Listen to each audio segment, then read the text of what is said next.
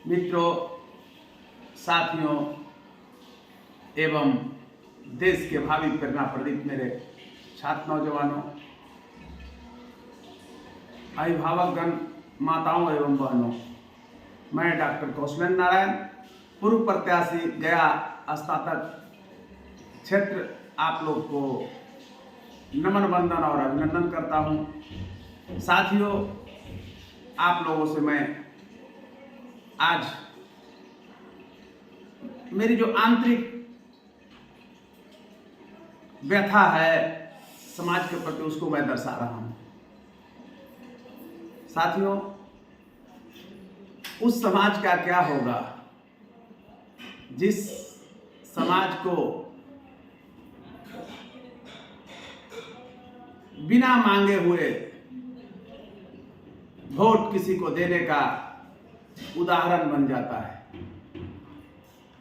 आज बहुत दुख भरे लहजे में कह रहा हूं। समाज, हालांकि मैं जमात का राजनीति किया हूं, लेकिन निश्चित है कि बिहार की राजनीति में जातिवाद इतना जोर शोर से घिर गया है कि उस पर भी चर्चा करना एक अहम पहलू बन जाता है।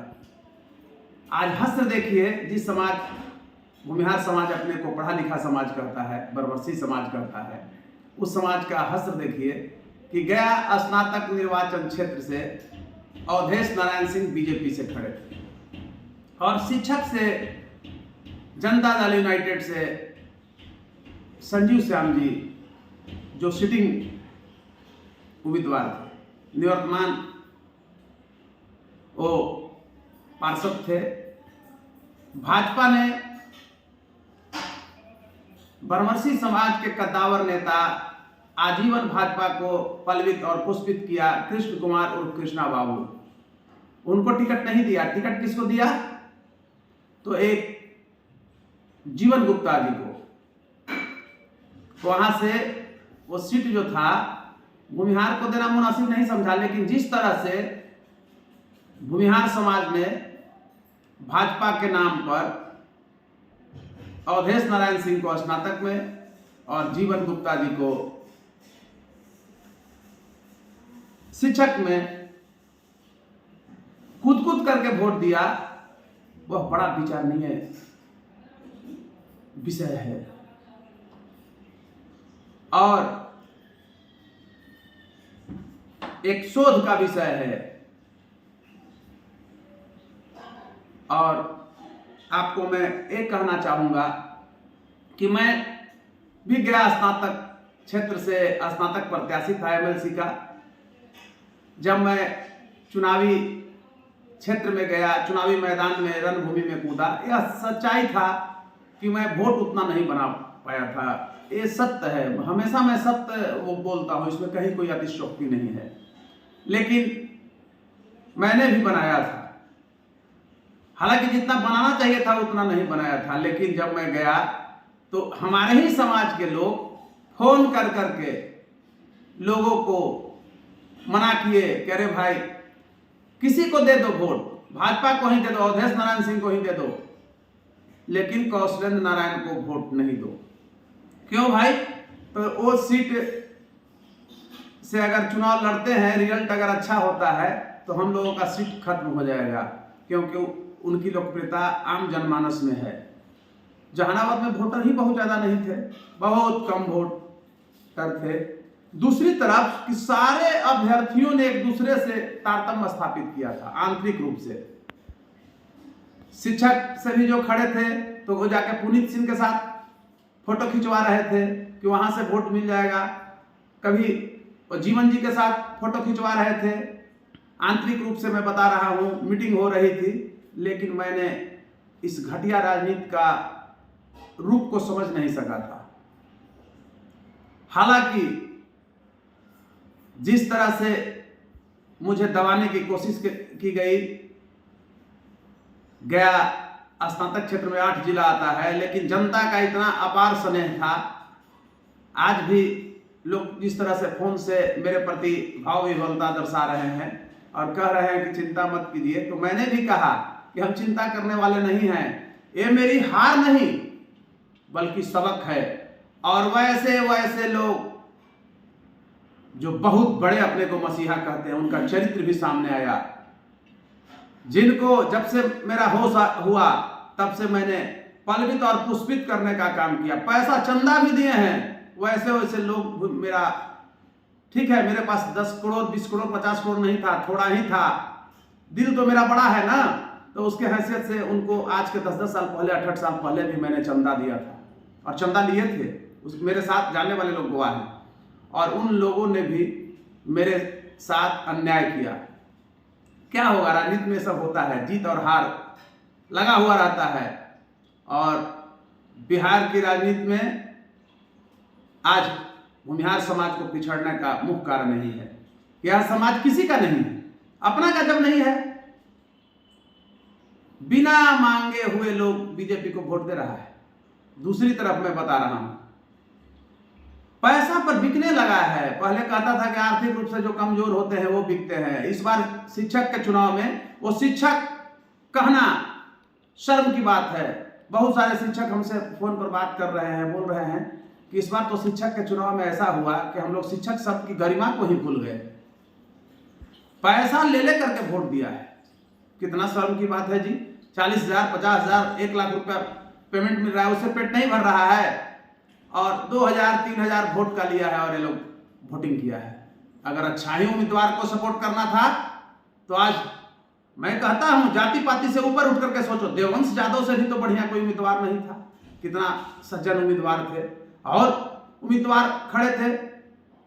स्नातक में आज आपने बिना मांगे हुए अवधेश नारायण सिंह को वोट दिया। वहां लोग कहते थे जब हम काउंटिंग में थे, बोले कि अवधेश जी के भूमिहार वोट देगा। अब बिना मांगे हुए घोसी, चाहे कहीं भी किसी बूथ पर चले जाइए, कलेर बूथ पर, जहां की मतलब मैं दर्शा रहा हूं अरवल का, बिना मांगे लोग वोट दे रहे हैं। कैंप लगा लगा के लोग वोट दे रहे हैं, कूद के लोग वोट दे रहा है। आपका वोट का महत्व क्या? अवधेश नारायण सिंह एक दिन आपके यहाँ आए हैं क्या? एक दिन एक शिलापट भी लगवाए हैं क्या? साथियों, यह समाज अपराधियों का महिमा मंडन करने लगा है, धन पशुओं का महिमा मंडन करने लगा है। और मैं बताना चाहता हूं कि जब मैं चुनाव लड़ने चला था तो जितने भी मगध के लीडर हैं सबसे मैंने बात किया था। सब लोगों ने कहा था कि नहीं, मेरा कोई परिवार या मैं चुनाव नहीं लड़ूंगा, हम लोग आपके साथ रहेंगे, समर्थन देंगे। आप इतना समाज के लिए लड़ते हैं तो आपको नहीं हम लोग सपोर्ट करेंगे तो कौन करेगा साथियों। लेकिन ये वही उक्ति उभर करके आती है कि ऊपर से चिकने चुपड़े लगते हो, जाली मंदिर से फटे पुराने लगते हो। राजनीतिक रूपी खेल में मुझे लोगों ने बलि का बकरा बनाने का कोशिश किया, लेकिन उससे कोई फर्क नहीं पड़ता है, क्योंकि ये मेरी हार नहीं है, ये सबक है, अपने को परखने का सबक है। तो क्या होगा, ये जिंदगी, मेरा अभी बहुत कम उम्र है, बहुत लंबी छलांग लगाना है, तो अभी हल्का छलांग है, सीढ़ी पर बस ऊपर चढ़ने की कोशिश कर रहे थे। परिणाम क्या होने वाला था ये भी मैं भी जानता था। कल का प्रसंग में मैंने बताया था कि रावण जब जगत जननी मां सीता का अपहरण करके लेकर के जा रहा था लंका में, तो एक पंछी, जटायु रूपी पंछी ने देखा और कहा कि मैं जानता हूं कि रावण बहुत बड़ा शक्तिशाली हमसे है, उससे लड़ाई में मेरी हार और मौत दोनों सुनिश्चित है। फिर भी मैंने चोंच से प्रहार किया, क्योंकि अगर मैं नहीं प्रहार करता तो इतिहास गंदा हो जाता। लोग कहते कि कायर है, एक अपहरित नारी मुखदर्शक देखते रहती। तो मैंने प्रहार किया, बचाने का कोशिश किया, लड़ने का कोशिश किया। ठीक है, रावण ने मुझे मूर्छित कर गिरा दिया, लेकिन भगवान राम ने पुनः उसे जिंदा भी किए हैं। ये चुनाव को मैं हारा हूं, लेकिन मैं वो ऐसे बच्चे को कहना चाहता हूं जो तुम पैसे पर बिके हो, समान घर के लड़के हो, गरीब घर के लड़के हो, कि तुम जिसके इशारे पर चले हो क्या तुम्हारा वो भविष्य दे सकता है? नहीं देंगे। भविष्य नहीं देंगे, तुमको गुंडा अपराधी बनाएंगे, एक दिन अपने के यहाँ ठहराएंगे, ये नहीं खाना देवे नहीं करेंगे ये लोग, तो फिर किस काम का। हम आम जनमानस की लड़ाई लड़ने चले थे, मध्यम वर्ग की लड़ाई लड़ने चले थे। और मैं बता देता हूं कि हमको भी किसी नेताओं से परिचय करने में और रखने में कोई अतिशयोक्ति नहीं होता है। जब राजद उम्मीदवार स्नातक में हमारे साथ लड़ रहे थे, पुनीत जी, जब हल्ला हुआ कि थोड़ा सा लालू जी से इनका कॉम्बिनेशन गड़बड़ा गया है, टिकट नहीं मिलेगा, तो भोला यादव जी ने मुझे फोन किया था। मैं ये पब्लिकली बता रहा हूं कि आप पर हम विचार कर रहे हैं, अगर पुनीत जी पर हम लोग सर्वसम्मति से निर्णय नहीं लिए तो आप क्या चुनाव लड़ सकते हैं। मैंने कहा कि आप पर डिपेंड करता है, लेकिन जब भी मैं चुनाव लड़ने चला हूं तो लड़ूंगा, लड़ना है मुझे, चाहे जैसे भी लड़े।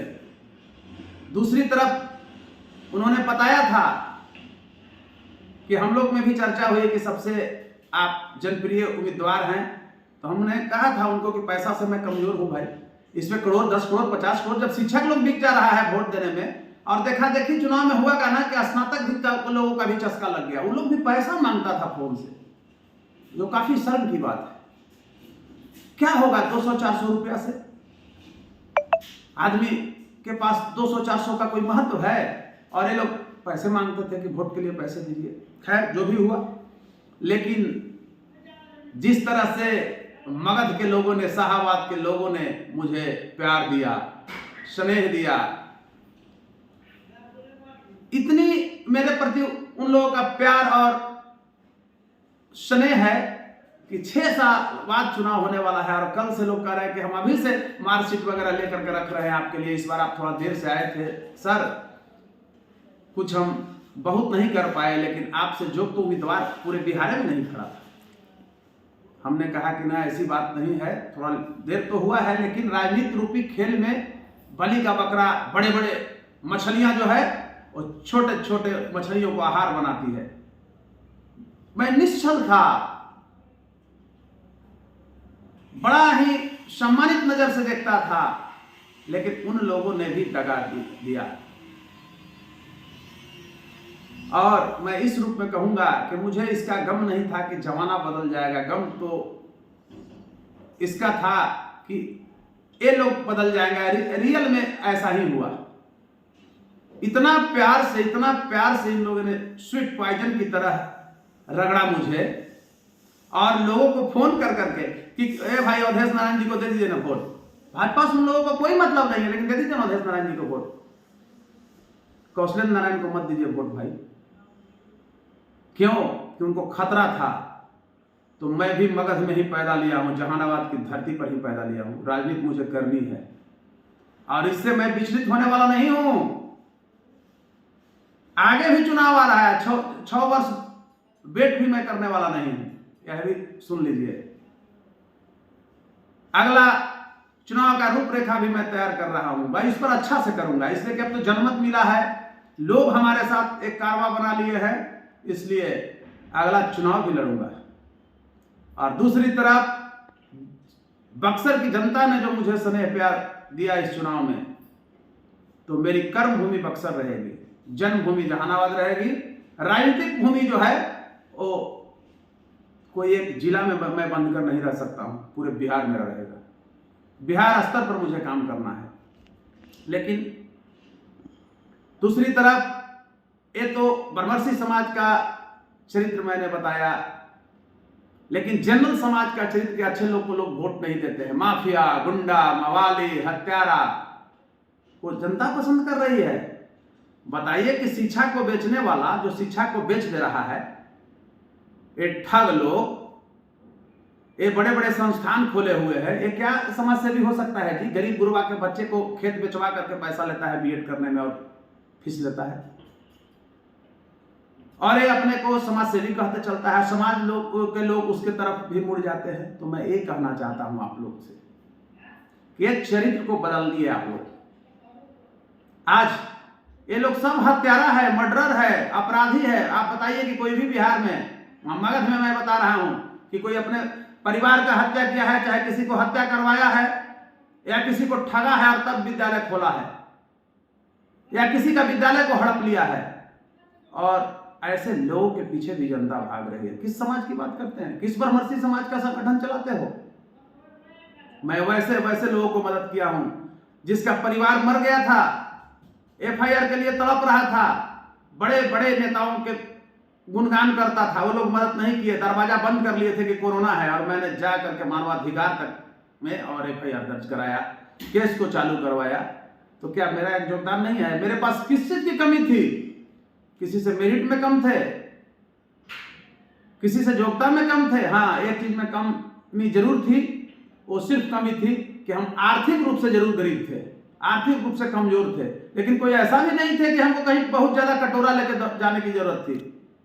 किसान परिवार में जन्म लिए थे, तो किसान परिवार में कोई ऐसा नहीं था कि बहुत लोएस्ट किसान परिवार में जन्म लिए थे, लेकिन किसान का बच्चा संघर्ष जानता है। किसान का बेटा जब राजनीति में चलता है, मैं अपने लिए नहीं बोल रहा हूं, हम जनता के लिए कह रहे हैं, जिसका कोई बैकग्राउंड, मेरे कोई पिताजी मिनिस्टर नहीं थे, आईएएस नहीं थे, अपनी पहचान बनाया हूं।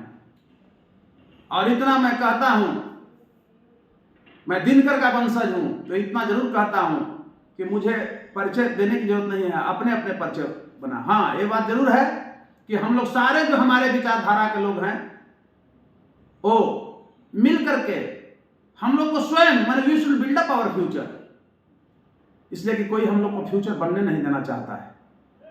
ये समझता है कि ये लोग समान परिवार से आए हैं, हमारा लठैती करे।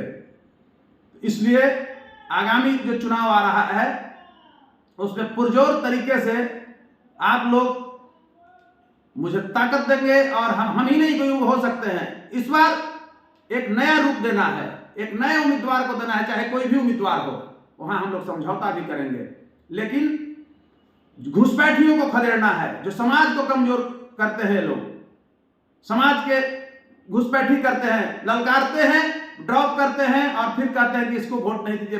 20 गो फोन का मेरे पास ये है।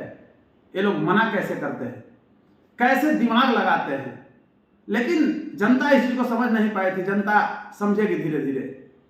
तो मैं कहना चाहता हूं कि राजनीति रूपी खेल में हरकिशन सिंह सुरजीत ने कहा था कि मुझे बलि का बकरा बनाया गया, तो मुझे भी बलि का बकरा बनाने का ये लोग प्रयास में पूरा लग गए, लेकिन जनता की अदालत थी, जनता ने मुझे अपनाया, अपनों ने ठुकराया, गैरों ने अपनाया। जिसके लिए मैंने सब कुछ किया, उन लोगों ने मेरे साथ विश्वासघात किए। इसलिए हे साथियों, अभी उम्र मेरी कोई बुढ़ा मैं नहीं हो गया हूं, और राजनीति का ये मेरा अंतिम कोई पैगाम नहीं था, ये तो शुरुआत था, एक प्रयास मैंने किया, और मुझे काम करना है और बृहद रूप से कार्य करना है, सारे जाति धर्म के लोगों को लेकर काम करना है।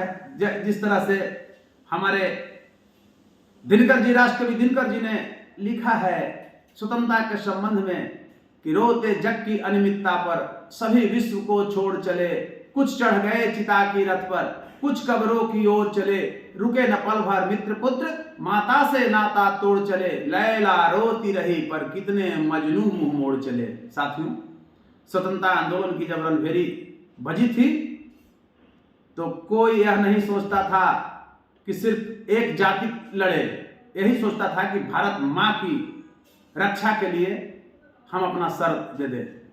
और नई नवेली दुल्हन शादी होकर के आया है और उसका पति जाता है, रणभूमि में मारा जाता है। एक मां अपने बेटा को खिलाता है और वो जाता है, मारा जाता है। हिंदू मुस्लिम दोनों मारे जा रहे थे, तो कुछ चिता की रथ पर चढ़ गए थे, कुछ कब्र की ओर हो रहे थे। स्वतंत्रता आंदोलन की लड़ाई में सारे जाति और धर्म के लोगों ने मिलकर लड़ा। हाँ ठीक है, सवर्ण समाज 70% आगे बढ़कर लड़े, लेकिन एक चीज मैं कहना चाहता हूं, क्या जिस अस्मिता की बात ब्रह्मर्षि समाज कहता है, तो क्या श्री कृष्ण बाबू के समय ऐसे ऐसे नेता होते थे, इस चरित्र के होते थे? कभी नहीं। तब तो श्री कृष्ण बाबू सर्वमान्य थे। तो श्री कृष्ण बाबू के और सर गणेश दत्त के जयंती मनाने से और थोड़ा सा लोगों को जुटा लेने से कोई श्री कृष्ण नहीं हो सकता है, वो आदर्श। कहावत भी है कि determined minority makes a history, कृत संकल्प कम संख्या वाले लोग ही इतिहास का निर्माण किए हैं। तो श्री कृष्ण बाबू ने जो छाप छोड़ा बिहार के आम जनमानस में, सभी जाति और धर्म के लोग को लेकर के साथ में चलते थे। और आज के नेता क्या करते हैं, अपने ही समाज के लोगों को गले काटते हैं। आज देखिए इस समाज का कोई भी लीडर बढ़िया है, न तो कोनो को बोलने आता है और नहीं कोई अपना किसी पार्टी में वजूद रखते हैं। क्यों? पार्टियां भी चाहती हैं कि सड़ल लोगों को बना दो। तो मैं आप लोग को बताना चाहता हूं कि कल्चर ऑफ साइलेंस सोशियोलॉजिकल एक सेंटेंस है, अफ्रीका में यूज किया जाता था, जिसका हिंदी अर्थ होता है गरीबों के लिए गूंगे की संस्कृति। तो मैं कमजोर आर्थिक रूप से था, ठीक है, बहुत करोड़ 10 करोड़ 50 100 करोड़ नहीं था मेरे पास, लेकिन गरीबों के लिए जो गूंगे की संस्कृति थी, मध्यम क्लास के बच्चे के लिए, वो गूंगे की संस्कृति को मैंने तोड़ा है। और राजनीति के क्षेत्र में मैं उभर कर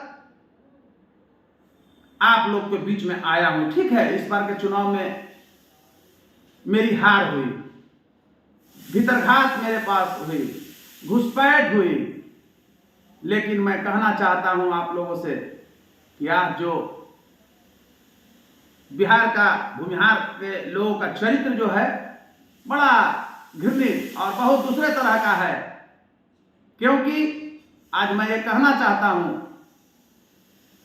बहुत दुखद लहजे में कह रहा हूं कि तब तो ये लोग आगे कहीं नहीं जा रहे हैं। देख रहे हैं ये लोग अपना में ही इस तरह से करके एक दूसरे को काटो और जोड़ो, और समान घर के जब बच्चा बढ़ता है, बढ़िया कपड़ा पहनता है, बढ़िया गाड़ी से चलता है, तो ये लोग के बहुत पीड़ा होता है, बहुत पीड़ा होता है कि कैसे बढ़िया कपड़ा पहनता है, बढ़िया कैसे बोल लेता है। इसके लिए भी लोग के दुख है, क्योंकि बढ़िया अगर आप भाषण देते हैं, ताली बज जाता है, तो इसके लिए भी दिन भर लोग खाना नहीं खाते हैं। इसलिए है साथियों, आप लोगों ने जो मुझे स्नेह प्यार दिया उसके प्रति मैं बहुत बहुत आभार प्रकट कर रहा हूं। और ये तुम हिमालय किसी का नहीं है, आने वाला कल मेरा होगा। इसलिए कि संघर्षों के साये में मैं पलने वाला हूं, संघर्ष के साये में पला हूं, छात्र राजनीति से आया हूं, बड़ी बड़ी लड़ाइयां लड़ा हूं। शिखा गुप्ता डिग्री प्रकरण कांड, अनुराग गुप्ता गया के एसपी थे, उसकी पत्नी को बिना परीक्षा में शामिल किए हुए मगध विश्वविद्यालय से एमए और पीएचडी की डिग्री प्रदान कर दी गई थी। लालू जी के समय जब बहाली हुआ तो उन्हें लेक्चरर में भी शिखा गुप्ता को बहाल कर लिए, पैरवी इतना था। और उस लड़ाई को भी मैंने लड़ा और शिखा गुप्ता की डिग्री को रद्द कराया, लेक्चरर की नौकरी को रद्द कराया। हाल फिलहाल में देखते होंगे, प्रतिदिन मैं मीडिया में रहता हूं, क्यों? काम करता हूं। हमारी फोटो से भी लोगों को जलन होता है, हम बोलते हैं उससे भी बड़े बड़े नेताओं को जलन होता है। अरे तो आपको कोई रोका हुआ है? आप बोलिए ना, आप लड़िए ना। अब नहीं चलेगा, अब आम पब्लिक में जाना पड़ेगा, जनता के सुख दुख में भागीदार बनना पड़ेगा और जनता को जगाऊंगा। और डरने का जो सवाल है, मैं काल से भी नहीं डरता हूं, काल से भी नहीं, क्योंकि जिंदगी में मैं संघर्ष से आया हूं। कोई सोने के चम्मच से मैं नहीं आया हूं, चांदी के चम्मच लेकर के मैं नहीं आया हूं, संघर्षों से अपनी पहचान बनाया हूं। बिहार में हो चाहे देश स्तर पर हो, बड़ी बड़ी लड़ाइयां लड़ा। जो लोग सोच नहीं सकते थे, भय खाते थे, उस लड़ाई को भी मैंने लड़ा और ढंग से लड़ा। जनता का अपार समर्थन मिला और बिका नहीं। बीपीएससी की लड़ाई भी लड़ रहा था तो मुझे खरीदने के लिए लोग आए थे। पप्पू देव इनकाउंटर भी लड़ रहा था तो वही दशा हुआ। मुंगेर गोलीकांड भी लड़ रहा था तो वही दशा हुआ। 340 करोड़ का लेबोरेटरी अपग्रेडेशन का जब लड़ा तो सारे डीओ लोग मेरे पास झोला लेके पहुंचना चाह रहे थे। एक चैम्बर में भी आ गए थे। डांट के मैंने कहा कि सीनियर एसपी को भी फोन करके यहीं से आपको जेल भेजवा देंगे। आप जज साहब से, जस्टिस साहब से पूछिए, चीफ जस्टिस साहब से कि क्यों जांच के आदेश दिए। और आप लोग जानते हैं कि वो पटना का डीओ को मैंने भगाया था। कहा कि हम लोग सब तहसील के करते हैं। बताइए, उस चरित्र को मैं लेकर जिया हूं। ठीक है, मेरी राजनीतिक कोई विरासत नहीं थी, लेकिन इस चुनाव में अपना पराया का बहुत बड़ा एहसास हुआ, बहुत बड़ा एहसास हुआ। परखा लोगों को कि राजनीति क्या है, अच्छा है, बुरा है। हाँ, लेकिन ये बिकने की संस्कृति है। हर लोग बिकना नहीं चाहता है, लेकिन बहुतों लोगों ने बिक गया। चाहे स्नातक में थोड़ा कम, शिक्षक वाला में तो प्योर बिक गया। अभी शिक्षक शब्द से बिहार की जनता को घृणा हो गया है। शिक्षक का प्रतिनिधि क्या शर्माना चाहिए? शिक्षक का प्रतिनिधि, शिक्षक का जो मापदंड है ऑनर्स और बीएड उससे ऊपर का होना चाहिए था। तो शिक्षकों को समझना चाहिए, हाय रे ये शिक्षक हैं और 2000-3000 रुपया लेकर वोट देते हैं, कहने इन लोग का शर्म नहीं आता है। इसलिए है साथियों, कल्चर ऑफ साइलेंस था, उसको मैं ध्वस्त करने के लिए शुरुआत किया हूं। और दुनिया की कोई ताकत, मैं चुनौती भरे लहजे में कर रहा हूं, कितना तिकड़म कर लो, मैं डरने वाला नहीं हूं, चाहे कुछ भी हो जाए। हाँ, जो समय पर मेरा साथ दिया है उसके लिए जिंदगी दे दूंगा, जान दे दूंगा, ये जान।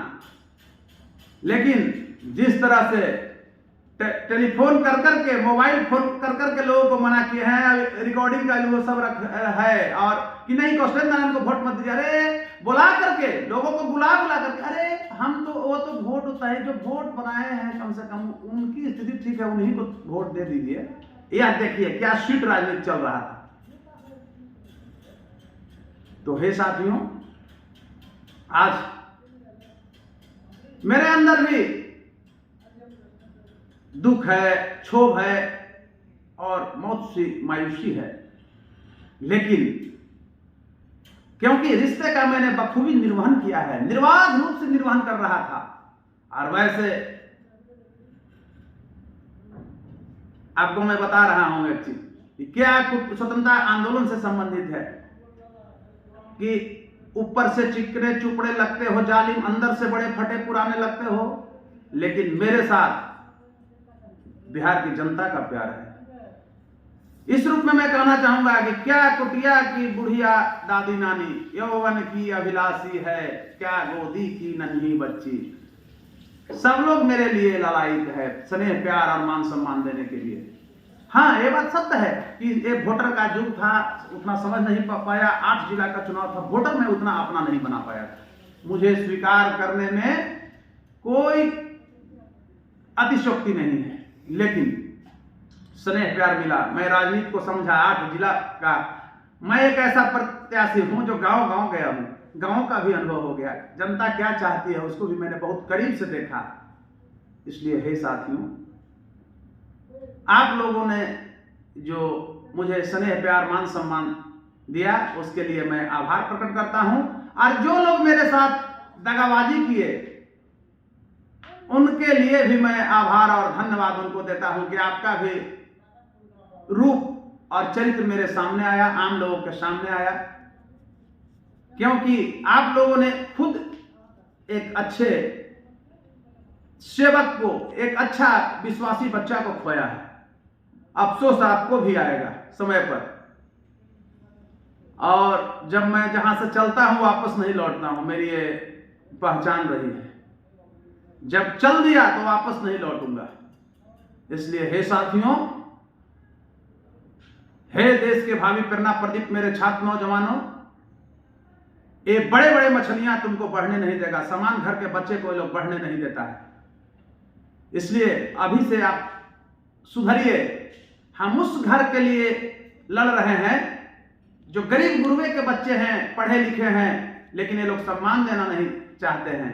मंच पर आप बहुत अच्छा अगर बोलते हैं तो ये लोग टाइम फिक्स करवा देंगे जान करके कि 2 मिनट 3 मिनट ही बोलिए, क्योंकि ताली अगर बच जाएगा तो ये लोग भोजन नहीं कर पाएंगे। इसलिए संघर्ष में गाथा बहुत लंबी है, कितना बखान करूं। ये लोग से पूछना चाहिए कि आज छात्र राजनीति से 20 वर्ष से करीब 2 दशक से मैं लड़ा,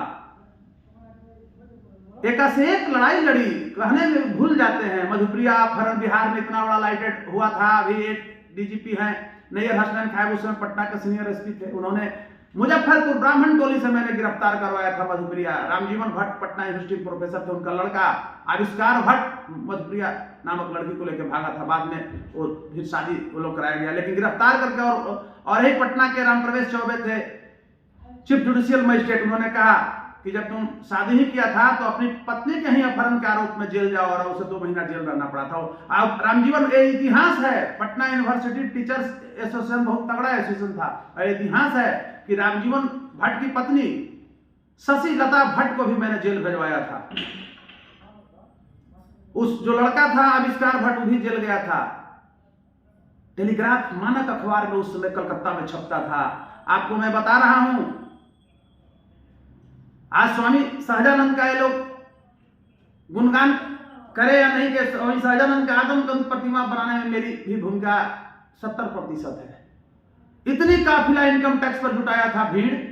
अदर पार्टी जो परिचय नहीं था वो भी स्वामी जी के प्रति श्रद्धांजलि लेकर के और मेरे साथ बैठे थे, और सरकार को मैंने विवश किया था। महाचंद्र बाबू ने, सच्चाई है कि उस उक्ति को बढ़ाया और एक जगह स्थापित कराया। तो आज एक अपील है मेरा कि आप अपने बच्चे को इन लोगों के पीछे मत भटकाइए, क्योंकि ये लोग गरीब के बच्चे को, सामान्य घर के बच्चे को बढ़ते हुए देखना नहीं चाहते हैं। बढ़िया खाना खाइएगा, जलन पैदा होता है। बढ़िया कपड़ा पहन के जाइएगा इन लोग के पास, बढ़िया गाड़ी से अगर चलिएगा तो दर्द महसूस होता है। इसलिए हे साथियों, एक मध्यम क्लास का होना चाहिए, शोषकों के खिलाफ बगावत होनी चाहिए, शोषितों का पक्ष लेना है, चाहे वह किसी भी जाति धर्म का हो। इसलिए मैंने परिवर्तन की लड़ाई शुरू किया हूं, और लड़ाई मेरी जारी रहेगी। इसलिए मेरे हाथों को आप लोग हाथ में हाथ सटा करके मजबूती प्रदान करें, क्योंकि मैं अपनी बात नहीं रख रहा हूं, आम जनमानस की बात कर रहा हूं। जो मेरे समान जो लड़के हैं, जेएनयू में पढ़ते हैं, बीएचयू में पढ़ते हैं, पटना यूनिवर्सिटी में पढ़ रहे हैं, बढ़िया बढ़िया इंस्टीट्यूट में पढ़े, लेकिन ये लोग सम्मान नहीं देते। उस सम्मान की लड़ाई कर रहा हूं। हाँ, एक चीज मैं कहना चाहता हूं, एमएलसी के चुनाव में पूर्व सांसद बड़े भाई अरुण कुमार जी ने मुझे बहुत ही स्नेह प्यार दिया, कोमलता के साथ दिया। मैं उनका शुक्रगुजार हूं। उनके प्रति मैं आभार प्रकट करता हूं कि जितना हो सका मेरे लिए किए। और ये भी मैं बता रहा हूं कि एक सिस्टम से उन्होंने मुझको मजबूत किया। कोई मैं उनसे भी आर्थिक वगैरह मदद नहीं लिया हूं। मैं स्पष्ट रूप से कह रहा हूं, अपना मैं खुद लड़ा हूं। हाँ, अरुण जी ने मुझे हर जगह सम्मान दिया, हर जगह इतना जरूर कहते थे कि आपके जैसे लोग को राजनीति में आना चाहिए। हम लोग भी सामान्य घर से आए थे, शिक्षक का बेटा थे, तो संघर्ष करके आए हैं। तो आप अगर आते हैं तो कुछ बढ़िया काज कीजिएगा जनता के लिए। ये अरुण भैया का मेरे लिए शब्द था, वो शब्द को मैंने आत्मसात किया है।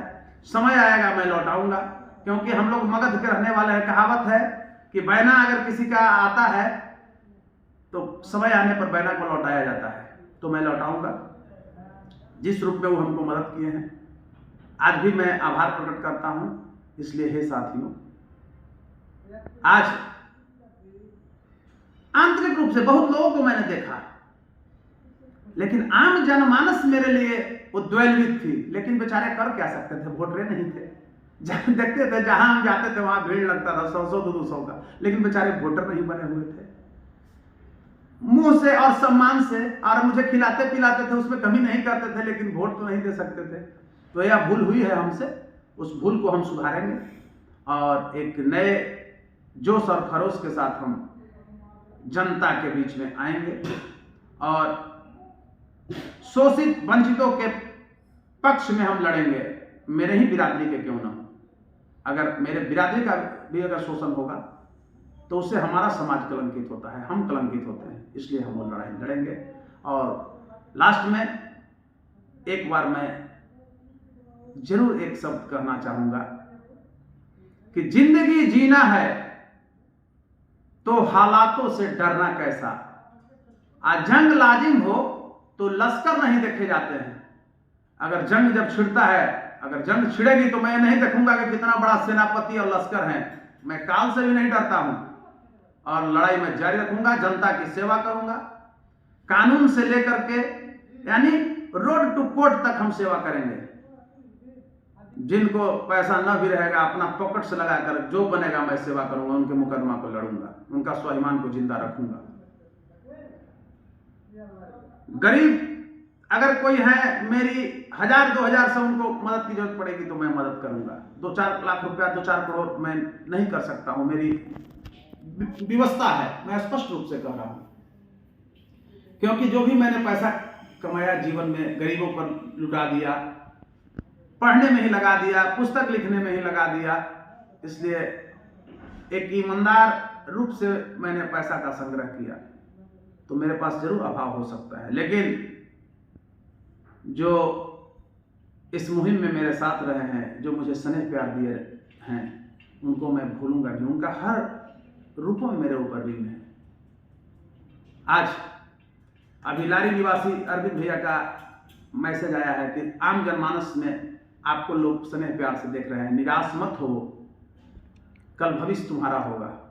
अरविंद भैया हम लोग के सीनियर थे पटना यूनिवर्सिटी में। ऐसे ऐसे अभी मझियामा के अनिल बाबू हैं, बीडीएस कोचिंग चलाते हैं, उन्होंने भी आधा घंटा फोन करके कहा कि से आप हताश मत होइएगा।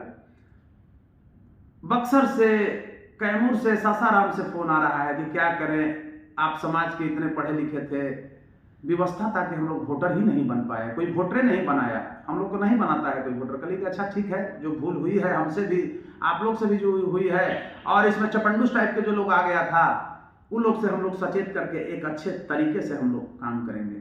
क्योंकि हम लोग के समाज को वोटर भी लोग नहीं बनने देता है, काट देता है, उसी गांव में दूसरे को बना देता है। इतना चालबाजी किया है। लेकिन जहानाबाद के लोगों को सोचना चाहिए था, मगध के लोगों को सोचना चाहिए था कि एक वर्तमान एमएलसी, एक तुम्हारे के यहाँ शिला पट भी नहीं लगाए हैं, उनको किस आधार पर वोट दो? अपनी गरिमा को बेच रहे हो, किस आधार पर वोट दे रहे हो भाई? वोट तो हमको देना चाहिए था, हम लड़ते हैं, तुम्हारी लड़ाई लड़ते हैं, घोसी के कई लोगों को मदद किए हैं, अरवल के लोगों को मदद किए हैं, अरवल में भी वोट को बेचा है। सर कितना शर्म की बात है। गुंडा मावालियों को किया है, जो अपने परिवार को नहीं ले चल सका, उस समाज को क्या लेकर चलेगा जी? वैसे लोगों के पक्ष में एकत्रित हुआ। अब बुजुर्ग लोगों को बता रहे हैं, चेहरा देखने से पता नहीं चलता था, लेकिन इस बार चेहरे को भी मैंने पहचानने का कोशिश किया है, और एक नए रूप से अच्छे लोगों का जोड़ी बना करके, समूह बना करके काम करेंगे, और आने वाला समय में फतह करेंगे। इसलिए अब इतना ही पर मैं अपनी बातों को विराम दे रहा हूं। बहुत बहुत धन्यवाद साथियों, हमारे शुभचिंतकों और देश के भावी प्रेरणा प्रदीप मेरे छात्र नौजवानों और देवतुल्य अभिभावकगण, माताओं एवं बहनों।